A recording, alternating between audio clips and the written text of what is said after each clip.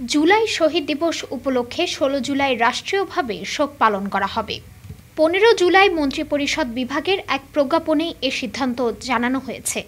প্রজ্ঞাপনে বলা হয়, এ উপলক্ষে ১৬ জুলাই বাংলাদেশের সব সরকারি, আধা সরকারি, স্বায়ত্তশাসিত প্রতিষ্ঠান এবং শিক্ষা প্রতিষ্ঠান সহ সব সরকারি বেসরকারি ভবন এবং বিদেশে বাংলাদেশ মিশনগুলোতে জাতীয় পতাকা অর্ধনমিত থাকবে।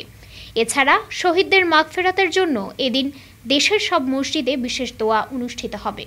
অন্যান্য ধর্মীয় প্রতিষ্ঠানে তাদের আত্মার শান্তির জন্য বিশেষ প্রার্থনার আয়োজন করা হবে। এর আগে সরকার প্রতি বছর ১৬ জুলাইকে জুলাই শহীদ দিবস হিসেবে ঘোষণা করে।